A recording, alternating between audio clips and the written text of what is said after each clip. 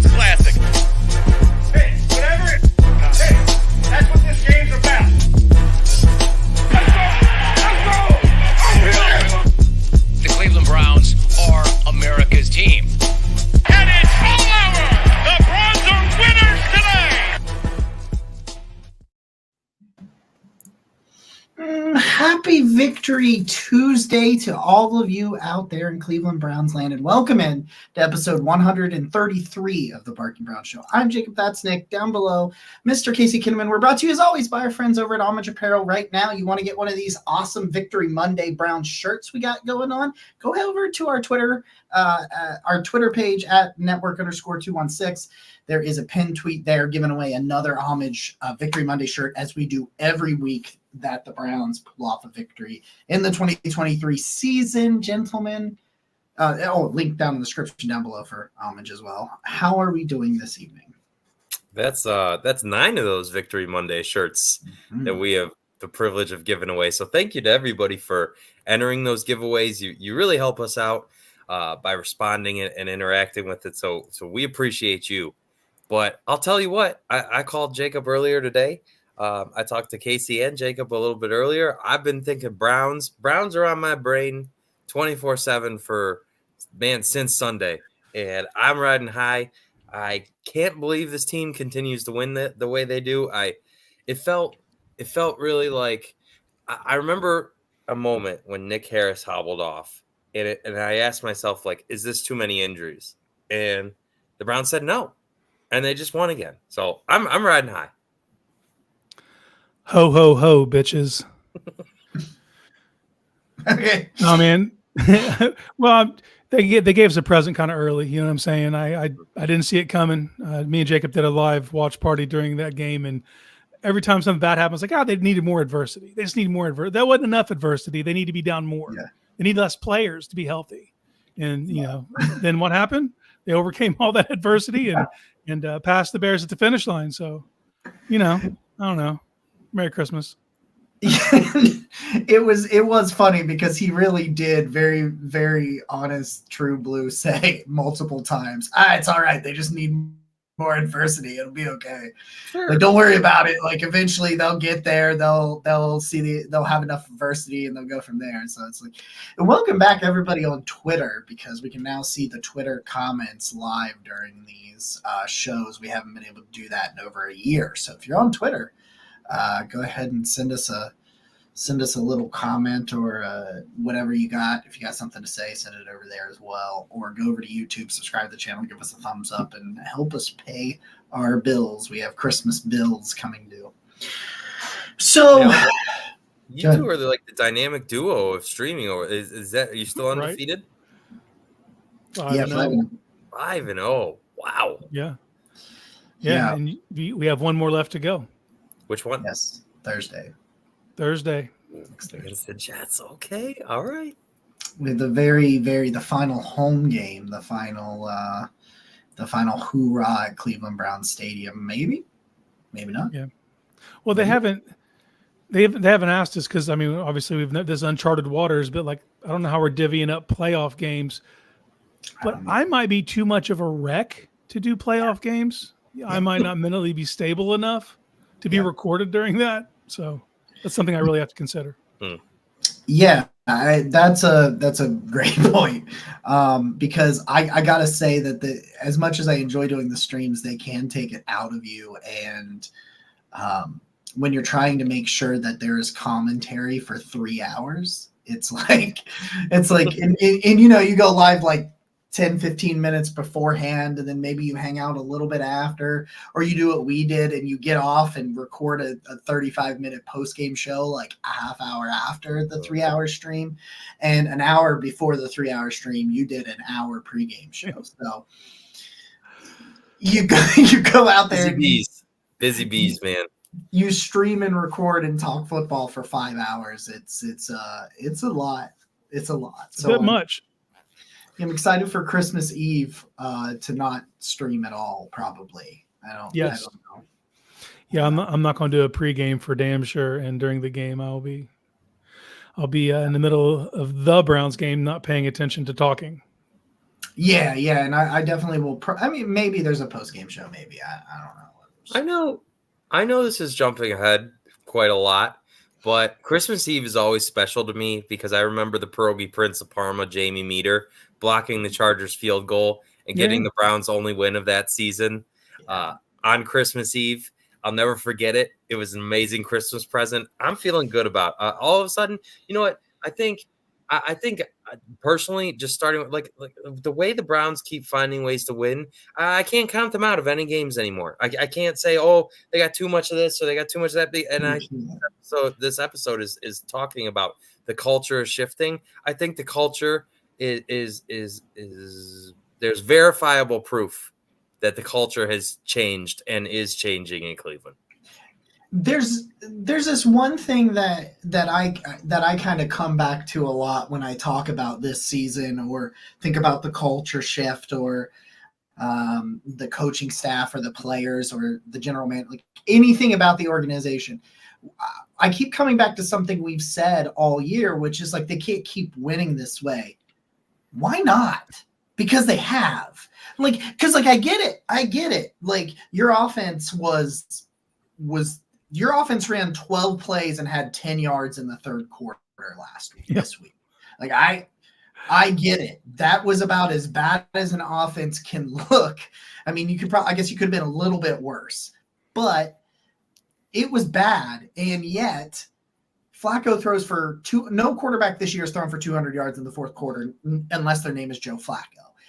And he throws for 374. I don't know. When's a Browns quarterback thrown for 374 or whatever number he got to? Hell if I know. I don't remember that ever happening. And he passed Baker Mayfield for the most yards in the first 3 career starts with the Browns, throwing for nearly 1,000 yards. Think about that for a second, because our offense had thrown for 2,000 yards maybe total, and Flacco, and like what would that be like? We played 14. So in 11 games, they were around 2,000 yards or whatever. And he comes in and he's thrown like 1,003 or something, and I don't have the exact numbers, but it's just like, we keep saying that. We keep coming back to it. We keep just saying like, they can't keep winning it like this. Now, I think once you get to the playoffs, you can't keep winning like this. I don't think you can turn the ball over and over and over again. But who in the NFL right now is a juggernaut? I don't think that, especially in the AFC, there's not. Yeah. I mean, there's really no quarterbacks that are truly above anybody else. I mean, don't get me wrong, Josh Allen's really starting to put it together, and Patrick Mahomes has his highs and lows because of his physical talent. But we just keep saying over and over again they can't keep winning like this, but they do. So as improbable as it is, for at least 2023, I don't think there's any reason to think they can't beat anybody the way they just find a way. I have the splits for you, by the way. Through 3 quarters, Joe Flacco was 17 of 31, 162 yards, 3 interceptions and a touchdown. In the fourth quarter, he was 11 of 13, 212 yards and a touchdown. Like, the flipping of that script is like nothing I've ever seen. I've never seen Joe Flacco provides such a, the biggest joke that we told when the Browns signed Joe Flacco was like, oh, he's not going to be throwing 40 times. The Browns have no run game. It is literally the Joe Flacco show on offense. They're doing their very best to keep defenses honest with a non-existent run game, but Joe is taking you to the promised land, or there is no offense. There is no promised land. It's one or the other. And I mean, it's not I think at this point, when you're down to your 9th, 10th, 11th offensive lineman, you're probably going to struggle in certain areas offensively. And so I guess if the Browns can have this passing offense with Flacco, that can just catch fire like this. And I really think that if the line would give Jerome any space to operate, that he could be effective. I'm not sure where you guys stand on that, but it's just awesome to see Flacco have this ability. Like I don't, aside from rookie year Baker, when they really opened up the offense and they were slinging the ball down the field. I don't think I've ever seen a Browns quarterback operate this way and just like have that truly dynamic verticality in your offense. Yeah, no, it's been a long time since they've had that. And a guy who can attack at all three levels proficiently. And it comes down I was part of the camp. I was part of the camp saying, hey, they're not going to bring him here to throw it 45 times. Me too. Yeah, me too. Well, it just didn't. You looked at what he was asked to do with the Jets, and they had him throwing like 50 sometimes, like a few times in his few starts. And it was like, probably have him tone that down, try to just play efficiently. But that's when I still held on to hope that there would be a running game. Yeah, that left the building. It's gone. You get what you get, man. Like you still have to run just to keep teams as honest, but you can't lean into it because you won't be able to move the chains. But what's crazy is they're running. What was it 29 yards on 18 attempts? That is anemic. It's bad, but it hasn't stopped their play action game one bit. Yeah, no, not at They're all. still running beautiful play action, even though the running game's not the least bit effective.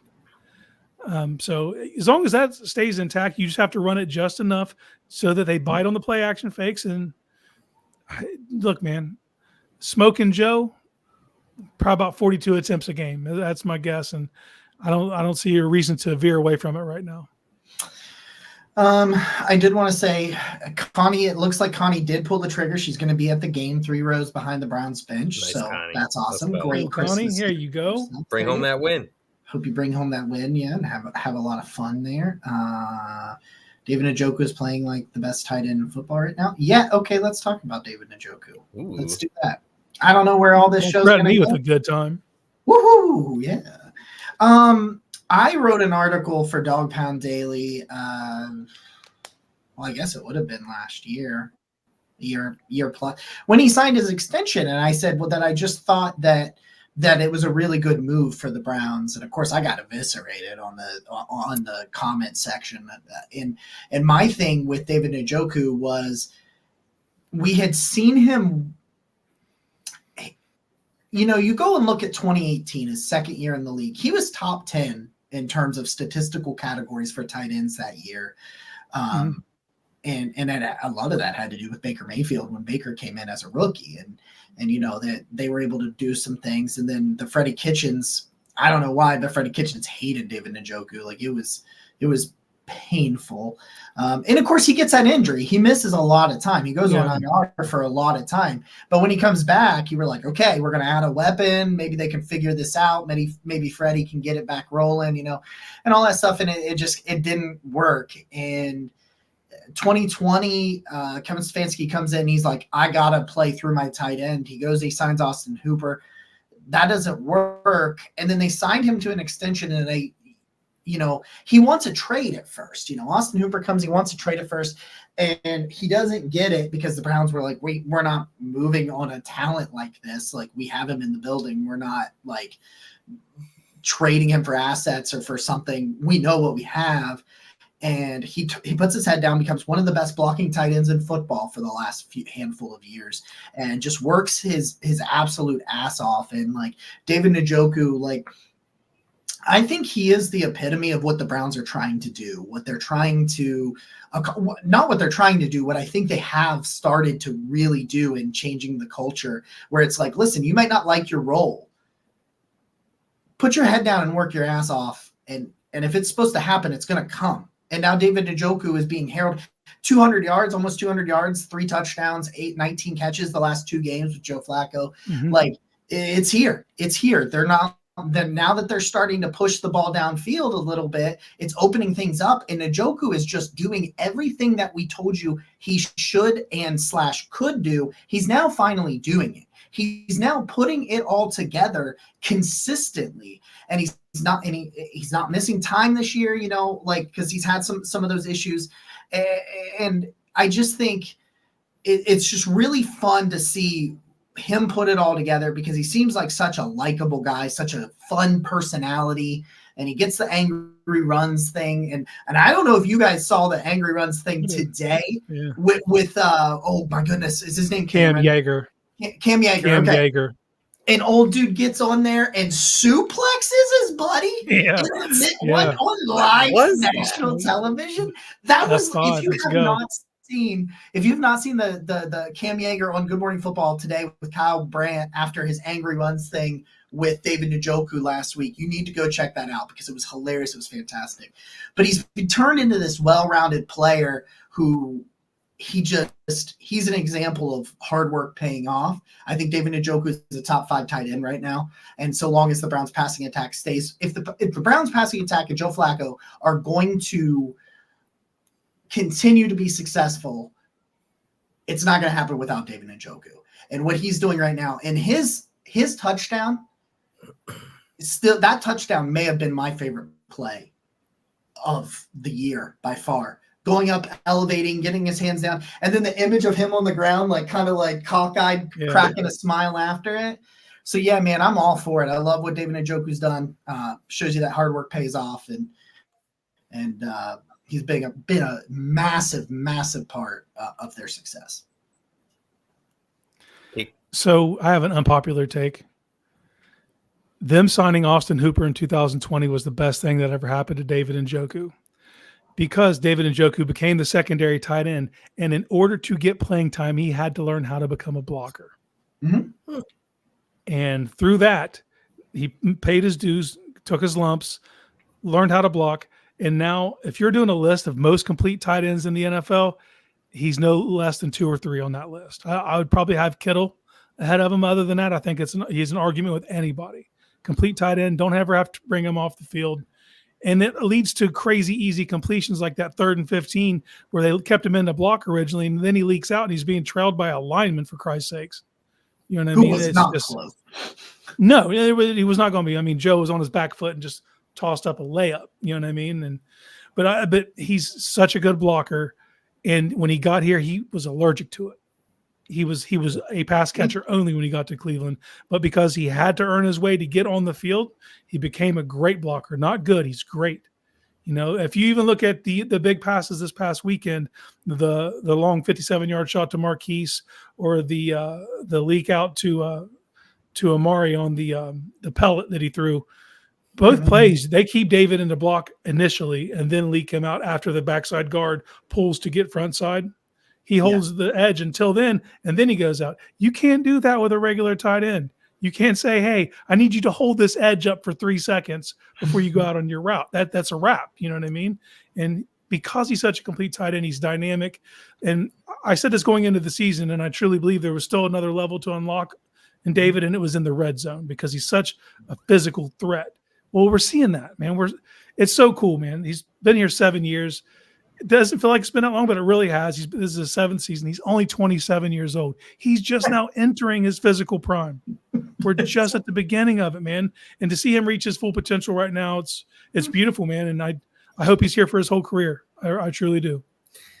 There's so much to say about all this, and I know at some point, right now we're living in the moment because you're fighting for a playoff spot. You're looking at playoffs, but the overall picture of what the Browns have done, like Andrew Berry's done, and the way that they've drafted these guys, some guys take a longer time to develop and figure it out, because there's also, not only did the Browns sign Austin Hooper, they also drafted Harrison Bryant that year. Mm-hmm. Right. So it was like all of a sudden you went from David Njoku being your tight end to saying, hey, we got 2 other tight ends here. And there was like that really awkward just triangle that would, it was weird. But I will always appreciate David Njoku because his agent at the time wanted him to get out of Cleveland. David wanted to stay in Cleveland, and he fired his agent, got a new agent, signed the extension in Cleveland. And I think collectively, I can't wait to go back through the receipts because we all got flamed for being in support of David Njoku signing that extension. And I think now you can say that Andrew Berry made the right move by signing David, because I would argue that David Njoku is your best offensive player right now. And because that final drive where they drove down and kicked the field goal, it was like, well, we're gonna. I think they went about 60 yards. David Njoku had 45 of them. They were like, let's go to the right sideline and let David Njoku take the ball up there. And then it's 3rd and 15. Let's go on the left sideline, and he'll take the ball 30 more yards up there. And he almost had another one of his signature hurdles. I love that piece. The dude was ready for it, though. Yeah, he was. But so you got 3 games to go, right? Yeah. And David Njoku has 106 targets. That's his career high. 69 catches. Nice. Career high. 704 yards. Career best. 5 touchdowns. Career best. With 3 more games to go. And since he's been here with Flacco, since Joe Flacco got here, and keep in mind, Flacco's only been here a month, right? So it's like, imagine if they had like a real extended amount of time to like develop this and work on it. I feel David Njoku, I think, on Sunday showed that he can be a guy that helps will you to victories. He was a key piece of everything that they did on Sunday. I love watching him, and it's just like the Kyle Brandt stuff, the angry run stuff, and all that. He's incredibly likable. I remember last year when he caught that touchdown against Tampa Bay. And he was the one who said, we're not done. Right. Yep. And I get it. They didn't go anywhere, but it's still like David, to me, is becoming a leader. He spoke up last year. He speaks up this year, and he's backing it up with his play. He's just fun. I saw Breezy Clee, who's been on here before, tweeted, "I've never seen somebody look so fast but so slow at the same time." I can't figure out the conundrum, but it's like it doesn't look like he's moving. So, but once he gets the ball in space, nobody's getting him down. That's an X factor to me, and so few teams have that tight. Now, there's a new class of tight ends that just came in the NFL that are really challenging that, but so few teams have a true X factor at tight end, and I think the Browns do. Yeah. Just so you know, the biggest receipt I have on the David Njoku was the CEO and founder of Over the Cap saying it was a really stupid thing they just did. Oh, okay. We got to check back in on that. I'm probably not going to cash in on those, but I could, perhaps. It's out there. It's the possibility that I could do it. Okay. I'm sorry. I just want to ask you guys though. Is that a hot take? Do you think David Njoku being the best Browns offensive player is a hot take? It's between him and Amari, in my opinion. But I mean, I can't.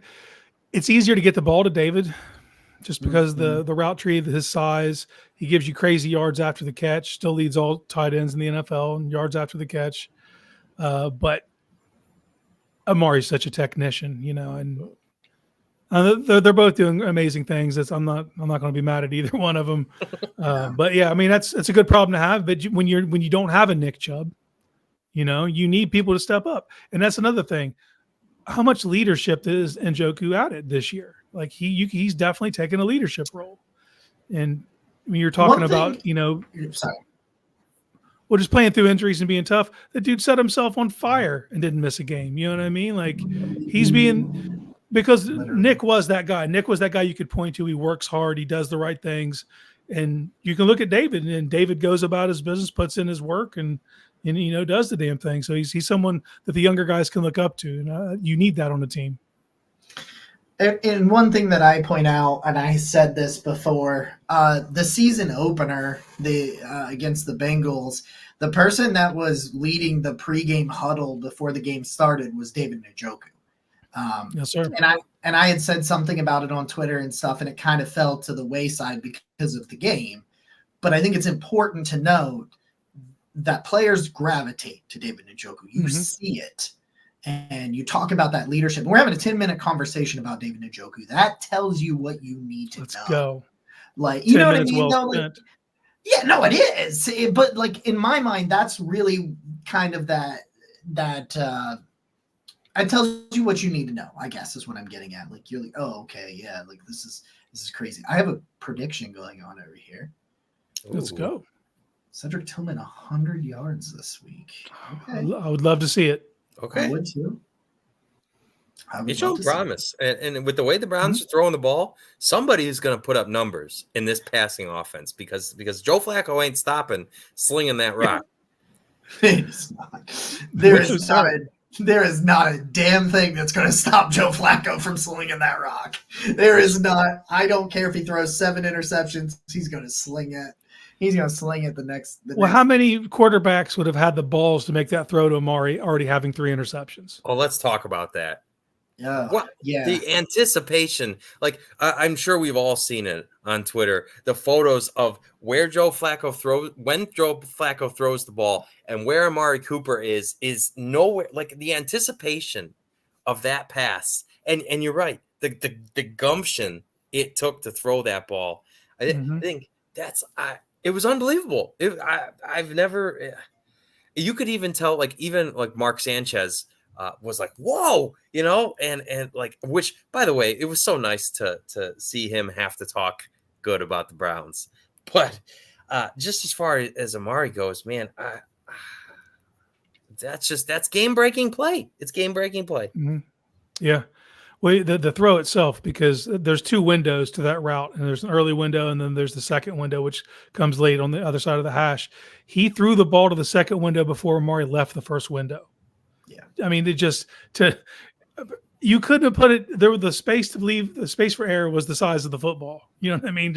You couldn't have put it in a better spot. And then just the body control of Amari to tightrope it up the sidelines. And, because Amari's he's not a blazer. He's a technician. He's a crisp route runner. There's a couple of those guys in the league, like Keenan Allen, Amari. They don't beat you with speed. They beat you because they're exact. They are on point. Mm-hmm. And it was a perfect throw, perfect catch. And it came at a time where you had to have it. I don't know, man. Props to both those guys. That's big players make big plays in big situations, and both those guys get an A+ for that one. And that's where I think the first interception, as he was targeting Cedric Tillman, goes. I don't think Cedric Tillman ran the right route, because if you watch when Flacco throws that pick, it's nowhere near where Tillman goes. And you can see it on his face. And that's the difference between a guy like Tillman, who's still figuring it out, and a guy like Amari Cooper. And that's kind of why I lean Amari over David Njoku if you're trying to decide who's the best offensive player right now. Is David, like you said, David Njoku gets the ball in easier situations. And I'm not saying what Njoku does isn't impressive, but you see opportunities where he has the ability to work in the open field. The things he does to Amari, and he's had that throw was the pinnacle for him so far, but he's had multiple throws like that where he throws it before Amari Cooper's out of his break. And when you see those plays, those wow plays, those arm talent plays, they're mostly to Amari Cooper. And the thing is, you said he's been here a month. He'll be here a month tomorrow. He signed November 20th. That's crazy. He signed November 20th. He's thrown for almost 1,000 yards. 3 games have been played. He signed November 20th. Today's December 19th, Tuesday night. So as they get to their first practice for Houston, and Joe Flacco has been here a month, no matter what, I will always have a special place in my fandom for Joe Flacco for what he's done in this run. And who knows where the next 3 games go.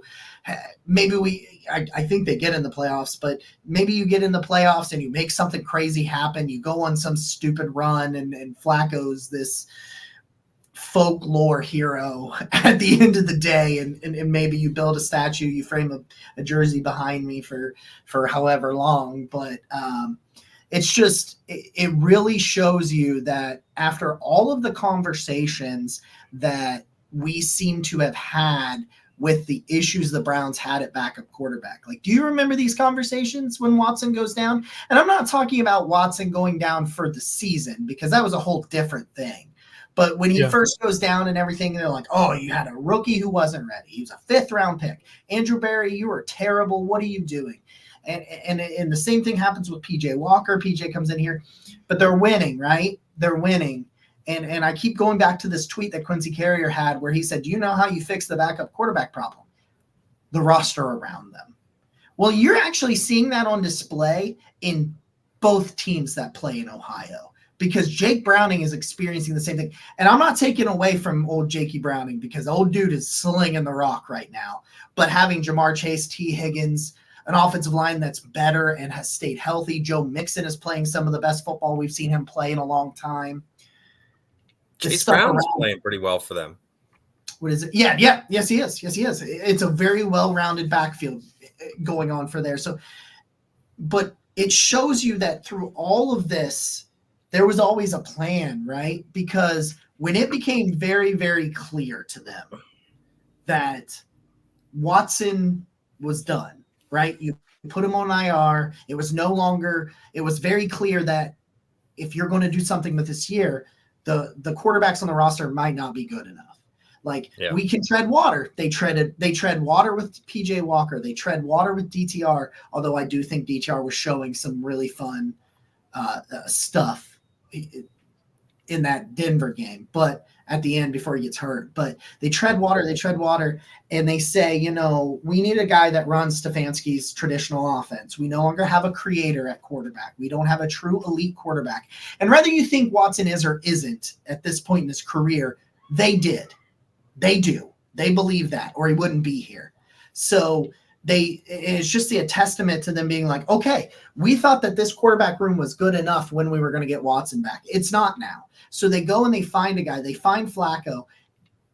They get him off his couch. He comes in, is a perfect fit for the offense that Stefanski wants to run and the personnel like Amari Cooper and David Njoku that they have. It just shows you that while you may not see it right away, Andrew Berry, Kevin Stefanski, I think together, they're always planning for worst case scenario. Well, worst case scenario hit Cleveland in that quarterback room. And now we're talking about a dude that came off the couch. He's right now, this is not a joke. He has the second best odds on BetMGM to win comeback player of the year. And that's the ironic part of it, because the Browns were in worst case scenario, but Joe Flacco, when you say, okay, the Browns signed Joe Flacco, well, what's the best case scenario? Oh, this is the best case scenario to me. It is the way. And I'm not going to say, obviously Joe Flacco had his struggles through the first three quarters. I think there's a lot that's involved there. All right, you're talking about a guy who hasn't even been here a month. Obviously, there's a miscommunication on the first interception, and he's made some mistakes, but he's got guys in his face constantly. And I just think I want to touch on the Joe Flacco piece. That guy is just unflappable, right? He's got Montez Sweat sacking him at what felt like every other play. I think Sweat sacked him 3 times. He's getting pressured consistently. He throws 3 interceptions, and he just comes back out and just keeps slinging it. Just completely unshaken, no confidence loss. That is a pro's pro, a guy who has been there. And so he's not perfect. He's not going to be perfect. It's not going to be a sexy football all the time because of the blocking situation, but Joe's finding a way. It's like the legend of what this is. And especially the overall, there are more quarterback injuries this year in the NFL than ever before. And Joe got 0 calls from anybody outside Cleveland. And so it's just there's just this story of just, it's such a great saga that we're seeing on a week-to-week basis, and I hardly believe it's happening, if I'm being honest. Because if you would have asked me the best case scenario of what the Browns could get from Joe Flacco, I mean, it's how he's. I know it's just the fourth quarter. I get that, but they're winning games, right? That's the best case scenario to me. Is that Joe Flacco comes in, the Browns keep winning, and that's what they're doing. Not only did he not get any calls, he called the Jets after Rodgers went down, and they said, "Nah, we're good."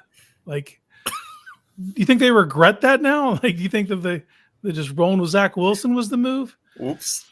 It's so far exceeded my expectations. So far. Another thing, when they brought him in for a workout, he was the only person they brought in for a workout, and now I was kind of off put by that. I was like, only working out one guy. Yeah. Well, they saw what they needed to see, didn't they? They found a guy who spoke the language, which is a huge part. No one talks about the quarterback. When you get into a new system that you haven't been in before, if you don't speak the language, you're already 3 weeks behind at minimum just trying to learn the verbiage. That obviously wasn't an issue. His arm's 1,000,000% live. That thing is, I mean, it's unfathomable. 38 and still has the zip that he does. You know, you don't see that across the league. I mean, not trying to bring up old wounds, but we saw what Ben looked like towards the end, and his arm just wasn't there. You know, that he once had is completely gone. And man, Joe's been way more athletic than I thought he was going to be. Like, that dude keeps escaping to the right and finding people. He's made big plays on the move. Like, legendary athleticism of Joe Flacco. It just exceeded my expectations. It raises the ceiling of what this team could be. At first, I know one thing: it gave you a higher floor because you're getting a professional quarterback. You know, and that's what we talk about, the layups and the easy stuff. That Stefanski calls certain things that are just spot throws, easy, get your quarterback easy completions, and you have to have those now because you do not have a running game. So that is essentially your running game. Those easy 4-yard passes. They don't look like much, but it's just moving the chains a little, you know, keeping you up with the sticks. But he can make those high leverage moment throws. And Nick, you posted something the other day. He's tied for the NFL lead in road playoff wins. Yep. You know what I mean? That's 7. That's huge. And 2 of those came in one run where he beat Manning at Manning's place and then Brady at Brady's place. You know what I mean? That's just, there's no more bigger boy football than that, you know, in the playoffs. He's done it, man. So you bring that experience. He can make the high leverage throws. He can hit the layups. It's not always going to be pretty. Also, a lot of these interceptions are miscommunications, which you get that because he's usually throwing at Tillman. He's a younger receiver. They're not seeing the defense the same way. They're not on the same page. You know how you get over that? Reps. And so I expect this to keep growing week by week. You know, not only do I say, does he throw for over 374 this week? Probably not. I mean, that's asking a ton, but it's not off the table. You know, like it depends on the type of game you get into, you know. So he gives you a puncher's chance, you know, and that's all you can ask for in this AFC. There's no team running away with it. The only team that I would not feel great against would probably playing Miami in Miami. I think that feels like you could get, if your defense doesn't show up fast, all of a sudden you could find yourself in a track meet. And can you compete at that level in a track meet? I don't know. We haven't seen them have to do that, and I don't want to risk it. But if you look at all those other teams, man, you can see a path to victory pretty easily. You know, so I think you feel good about where you're at. It's all about punching your ticket now. And boys, we're at the precipice. We're right there. We're right there to the point where if you win this game and then a bunch of little tiny ridiculous shit happens, you could be in by Sunday night. You know, I'm not going to read off all the scenarios. You can if you want. It's dizzying. It's too much. Gives me a headache. I say you win 2 of the next 3 and don't worry about it and just get in at 11-6 because you cannot lose a tiebreaker at 11-6 with what you already have. I know as we move forward here, we're going to talk about the playoffs more because, man, that's going to be fun. But I think I think where the Browns are, if you're the 5th seed, it's looking increasingly like I'm just going to say realistic scenario, right? Because I know there's a best case scenario where you finish as the number 1 overall seed, you win the division. But at the most likely outcome to me right now is that the Browns finishes the 5th seed. And I think that is huge for them because it's looking the most likely that you would play the winner of the AFC South. And that's either Houston, Jacksonville, or Indy. You've won in Indy. You've already beat Jacksonville, and you're going to Houston this week. I feel like of all the potential first-round playoff matchups you could have, that is the ideal scenario. And so if the Browns can hold on to this 5th spot, I'm thrilled with that. I think that is a tremendous opportunity for them to win a playoff game. And then all of a sudden you're in the divisional round. Who knows what happens then? Who knows? If you win this week, the 4th seed is probably going to be a team that you've already beat. Now, CJ Stroud is not expected to play Sunday. So he still as of last night, CJ Stroud still had concussion symptoms, and they do not believe he will play Sunday. So I was sleeping. I didn't know that. Yeah. So Stroud's not expected to play? No. Multiple sources. I'm holding out. I'm holding out my jubilation. Browns, I mean, listen, I hope CJ Stroud is okay and covers, but Browns legend Case Keenum Yeah, no, it's a Case Keenum revenge game, is what it sounds like. Oh, fuck. Oh man. Listen. If you go down to Houston and Case Keenum carves you up, I swear to God. I swear to God, if you go down there, this defense sucks on the road. They suck on the road. If they go down there and they can't put a lid on damn Case Keenum and his noodle arm, I swear. I mean, because I seen it. I seen somebody try to say best in the world again on Twitter. I saw it, Zero. I saw it. And I'm sick of He it. didn't finish the sentence. It was just the first few words. You heard the rest, though. I know you did. I heard it. But let's talk about what is it? Let's see. Defense? We got our friend over here is down in India. Our friend is back there. He's back in India. So he's really excited about Kevin. He had been calling for his job, but he loves to see the emotion and him being proven wrong. He says, "What time is it?" He's in India at 7:30 in the morning. It's about 9 p.m. About 9 p.m. right now. Wow. Let's talk about the defense a little bit.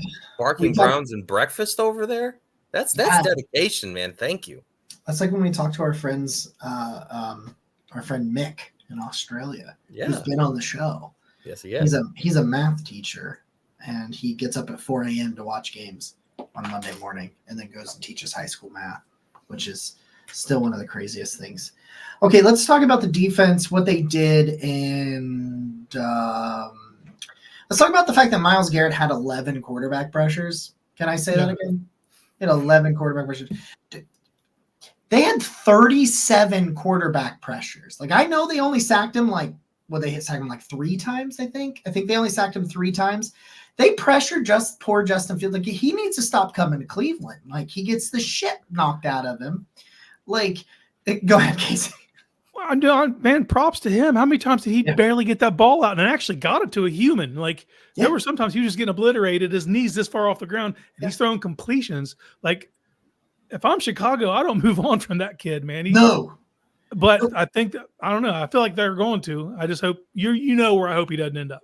But I'm just saying, props to him because he was under assault, and that dude was still hanging in there, making things happen, trying to keep alive. I mean, they were mugging Myles Garrett the whole time, but I think that's allowed. I think that's in the bylaws of the league now. I think they made that up a couple weeks ago, and I don't expect it to change anytime soon. Akin to Baker Mayfield being able to be hit in the head. Yes. Since he was a runner, he's allowed to be hit in the head. I'm sorry. You want to run that by me one more time? Sure. Yeah, Sean Lockley, famous sentence right there. There have been a handful of calls in my life that have really fired me up. And the one where Baker gets hit in the head as he's sliding is probably the one that pissed me off the most. Because, like, he did, like, the motion. He's like, he's allowed to be hit in the head. I was like, what the hell are we doing? Okay, 11 quarterback pressures. My guy that I had to give props to on the postgame show, Dalvin Tomlinson, had 5. He was a damn menace. Mm-hmm. Dalvin Tomlinson worth every damn cent that he has been paid. But let me talk about there was 11 guys, 11 players registered at least 1 quarterback pressure, including rookie Isaiah McGuire, who only played 9 snaps, 5 pass rush snaps. So you had pressures from Cam Mitchell, who, by the way, who had a bigger play than Cam Mitchell on that 4th and 1?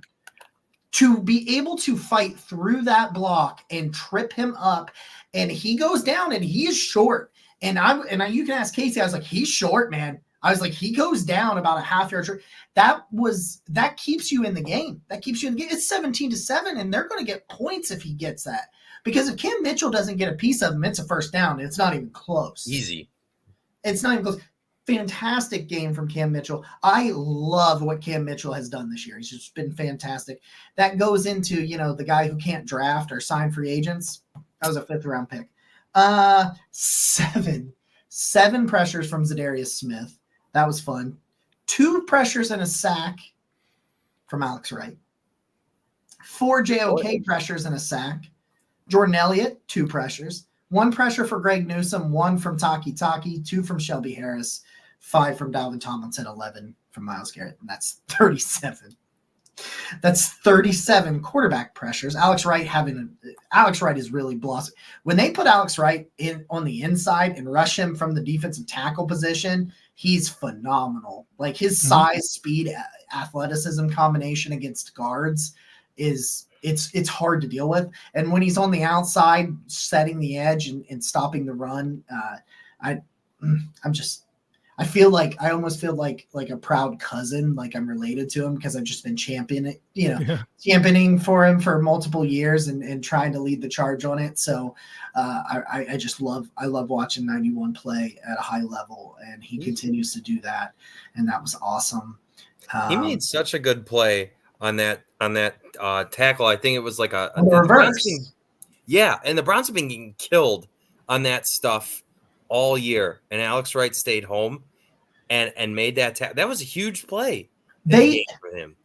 That was a terrible call to me from Chicago, because what they did is they exploited it on him the first time and he got burned. And then they ran the exact same formation, exact same motion, and he was like, "Are you serious?" And he learned from his mistakes. And I was, again, very proud of Alex Wright in that moment. I was like, hell yeah, man. Like, they beat you with it. It's like, fool me once, shame on you. When you going to run it again? Well, you're stupid. I'm going to tackle you for a 4-yard loss. How about we do that? We do that. Yeah, let's do that. And props to Jordan Elliott. Yes, MC, props to Jordan Elliott. I've been saying it all year. The Browns only missed 3 tackles in this game, and 2 of them were from JOK. That is a mind-boggling good stat for this team. 3 missed tackles, and the other one was miss. Shit, it was Alex Wright. Anyway. Still proud of you, boy. Still proud of you, man. Damn it. Yeah, so the defense, man, I don't know what you want me to say at this point, but Ronnie Hickman played 68 out of 72 snaps. He had an 86.4 coverage grade and a 90.6 overall defensive grade. He allowed no receptions. He was targeted twice and he allowed 1 reception. Okay. And he had 2 stop tackles. Sometimes I get really I'm trying to read some of these numbers sometimes and I can't really tell what's going on. Ronnie Hickman was playing single high coverage safety, which he could not do at Ohio State. Like, that's not Ronnie Hickman was a box safety. Like, do you understand how crazy it is that Ronnie Hickman, who was a box safety in the Big Ten, went out there and played 68 snaps primarily as a free safety over the top. And he gave the Browns their best free safety game of the year. Yep.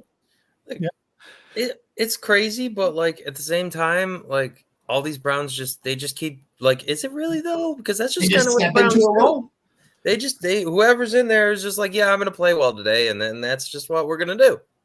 Well, we keep hearing sentences. This is throughout the entire time you've been watching football. You hear next man up, prepare like the starter, where you're seeing all that actually be put into action.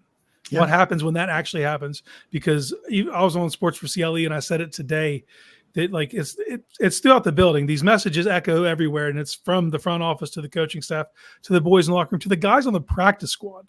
They have to prepare like they're starters because you just might be. That's where we're at, and you see it in action. And to the 2 safeties, you know what I mean, to Hickman and Bell. I think they've played so well in this duty that even when you do get healthy, even when you get Thornhill back, you can't just throw Hickman just back on the bench. He has to be part of it. You know what I mean? I think he's earned that through his play and earned the confidence of the coaching staff to the point where next year when you're retooling and you get Grant back and you have Thornhill, you got guys now. You already, you know what I mean? You're not searching, you're not churning. You found some guys now, and they've shown you through their play that they're ready for the moment, and they're undrafted. Those are undrafted guys that are, the moment's not too big for them. They're ready for it, and they prepared. They were put to the fire, and they played well. Shout out to the coaching staff, to have guys prepare like that. That's not an easy thing to do in this league. Hey, do you want to know something? Always. The 1 reception that Ronnie Hickman allowed, 1 yard. That's insanity. And like you said, I said he played primarily as a free safety. He had 68 snaps, 62 of them was as a deep cover safety. He only played 3 snaps in the box.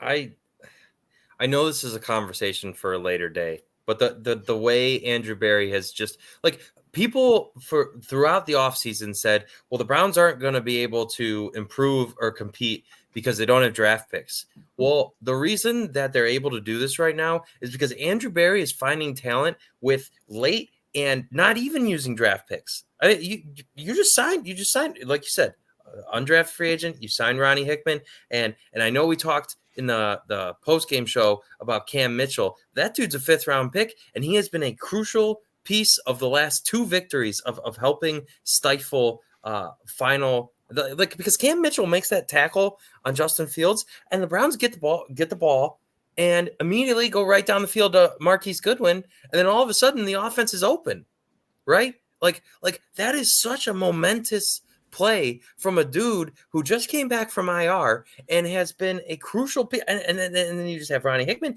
and all of a sudden, Alex Wright's here, and they're lining him up inside, and he's getting pressure, and it's like, well, you don't feel the loss of Mo Hurst so badly because all of a sudden you're getting this contributions. I've never seen depth like this. Like, I can remember so many years of drafting a guy in like the 4th round and saying, if this dude's not good, this is disaster. Yeah. And it's just like all of that is just whoop. It's unbelievable to me. I could gush about it for the next 2 hours if you let me. I don't what is this team? It just week by week it just grows. It's unbelievable that they're here. It is unfathomable to me with the way I was arguing with Goodberry, who is a very large piece of Bengals Twitter today, because his contention is that Zach Taylor should be coach of the year.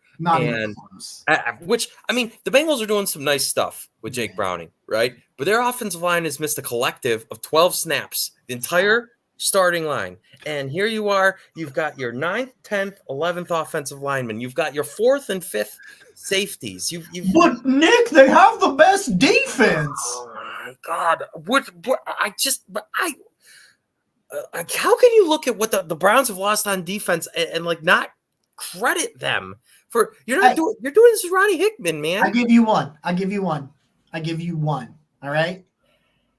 The Browns have done all of this without Nick Chubb. Close the book. Oh, and by the way, right? You could have had 2 weeks in a row of Emerson and Newsome interceptions. You dropped 2 interceptions from Fields. One could have been a pick 6, by the way. Yes. Which even thinking about that, because the Browns are not off turnovers, right? Because you handed them a touchdown, right? And then you handed them the ball, which what an epic goal line saga that was, by the way. It was like 10 play. I was so hoping that they would keep him out of the end zone. But my point is, outside of those 2 turnovers, you gave up 3 points. And you dropped 2 picks. And you still had 3 hop at the end. Oh, God. Carry us NFL's leading kicker. What you got for a 7th-round pick? Another piece, by the way. That's how you do it. You trade 2 5th-round picks for Zadarius Smith. You trade a 7th-round pick for Dustin Hopkins. You trade a 5th-round pick for Amari Cooper. You pick up undrafted free agent Ronnie Hickman, and then suddenly it's like, I don't need these 1st-round picks. I got a 5th.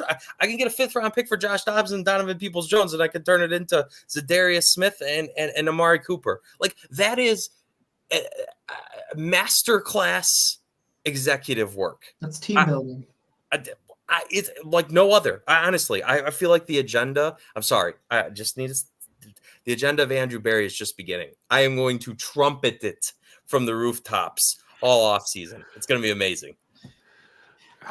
Nick, did you watch the video I sent you? The Kevin Stefanski? Yeah. Hell yeah. Hold on. Let's talk about that. Let me find the full video because I just want to. I'm juiced, man. I'm juiced. I'm ready. While you find out, I want to interject. So Stefanski is tied with Zach Taylor for the 7th best odds for coach of the year at plus 1,500. Get your tickets in now. That number is going to decrease greatly. Those are the best odds you're going to get. Plus 1,500 right now. And if you're just looking at the resume, I don't know how you even argue anyone else is doing more with less. Like it's All right. though I think the fact that he won in 2020 is what's holding it against him because people were less likely to give you that award twice. But even 2020, when you came in with COVID and you really didn't get to know your team because you couldn't, everything was virtual and you know what I mean? Everything was so regulated. That pales in comparison to what they've had to deal with this year. Yeah, What COVID they've is had to easier. deal with this year. Yeah. It makes It COVID was. look like light work. You know what I mean? Like, Yeah. and you're 9-5. Like, I'll tell you what, Casey. I hit my first ever NFL season long bet. Amari Cooper's over was 925 yards. Ding! Thanks for that. I'm gonna roll over those winnings, and I'm gonna bet Kevin Stefanski to win Coach of the Year right now. bang. Bang! This is my favorite Kevin Stefanski video. There is a video that's a little bit longer than this that shows him after the Amari Cooper touchdown, where he goes, "What just happened? Did we just score? Can someone tell me what just happened?" And then he walks up to Joe Flacco. He goes, "Are you having fun?" And he looks at Amari Cooper. He says, "Are you having fun? This is fun." And that was like, that's not in this video, so I wanted to just preface this by talking about that because I really like this. But if you haven't seen it, this is Kevin Stefanski. His reaction to the final play of the game. Let's get this up here on the screen. Seconds remaining in the game. Throwing deep. Hail Mary. End zone. Deflected. Tipped and intercepted. Almost caught. Holy.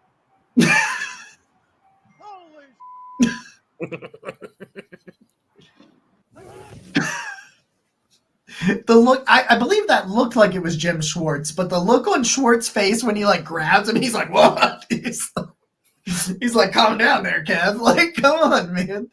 And it's so funny just because just watching that, I think it's just so funny. But that's the epitome of what the Browns season is, man. And I'll give you guys an opportunity if you've got any final thoughts, but enjoy the ride. We were all Kev on that final play. Yeah. That's that 5 seconds of the anxiety of the play itself. Like, you know, they're going to get one off.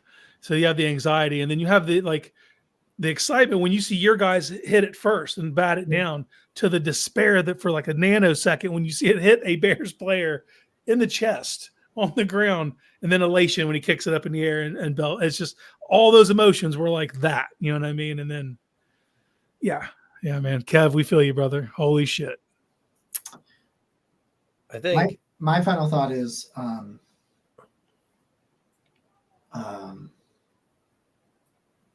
I told you so.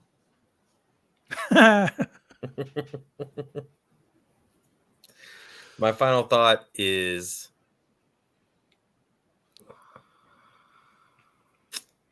I'm not going to count the Browns out of any game they play for the rest of the year. I can't do it. They've earned it. They have my 100% faith. I'm going to believe that they can win any game they play. I don't care who it is. They're good. Why should I doubt them? Why? Okay, that's it.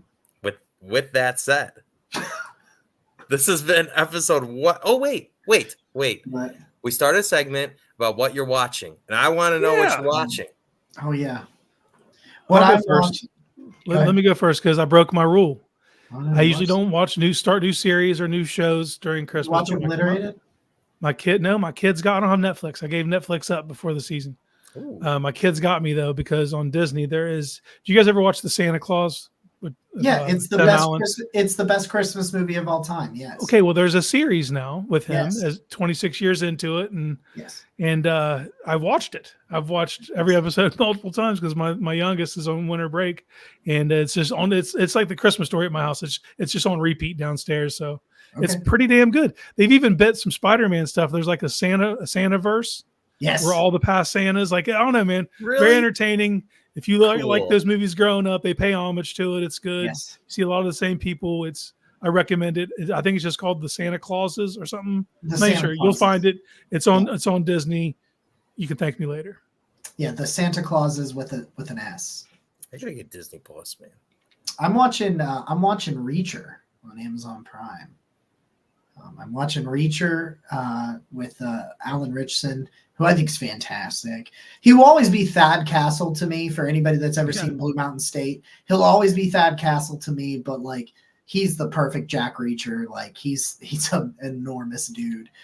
My favorite line from the series, he said something, and she was like, and I can't remember what the person said, but he goes, "Nobody walks past me without noticing." Just talking about how big of a dude that he is, and I'm like, yeah, no, it's true. So yeah, I'm watching Reacher. I finished Obliterated, which was fantastic, as I told you guys about last week. But I'm watching Reacher right now, and also Young Sheldon. I love The Big Bang Theory, and Young Sheldon is now on Netflix, and that's of course when Sheldon was. I think he's like 7 or 8. Maybe he's 9. He's starting high school, which, as everybody knows, if you've seen The Big Bang Theory, he's very smart. He starts high school at like 9 years old or whatever. So it's like him as a kid, and it's narrated by Jim Parsons, who of course plays Sheldon in The Big Bang Theory. So if you like that, it's really good as well. So Netflix made a 6-part World War II series, which they colorized and enhanced actual film taken on all. I don't know how they compiled all of it, but it's taken from all sides. And they had like people. They had like Russians and Polish and German and English and all kinds of people that they interviewed and talked to about their stories and about their experiences in World War II.